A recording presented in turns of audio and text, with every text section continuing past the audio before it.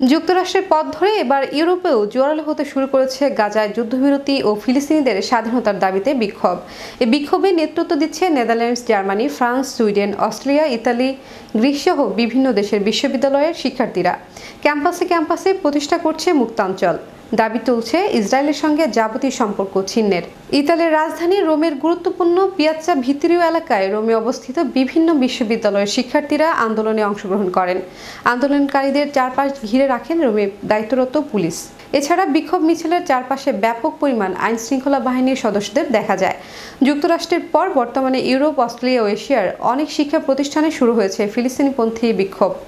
এমন পরিস্থিতিতে শিক্ষার্থীদের বিক্ষোভের বিরুদ্ধে দুর্নাম রটাতে নানা মিথের আশ্রয় নিয়েছে কর্তৃপক্ষ। অনেকে এই বিক্ষোভকে ছাত্র ইন্তেফাদা ও আমেরিকান বসন্ত বলে উল্লেখ করছেন। তবে বিভিন্ন ভাষ্যকাররা ফিলিস্তিনিদের পক্ষের এই ঐতিহাসিক ও নজিরবিহীন বিক্ষোভ আন্দোলনকে নানাভাবে অভিহিত করার চেষ্টা করছেন। এই বিক্ষোভ এখন বিশ্বের নজর কেড়েছে। গত 17 এপ্রিল নিউ ইয়র্কের কলম্বিয়া বিশ্ববিদ্যালয়ের শিক্ষার্থীরা ফিলিস্তিনিদের সমর্থনে এবং গাজার জনগণের প্রতি সংহতি প্রকাশ করে তাঁবুর শিবির স্থাপন করে।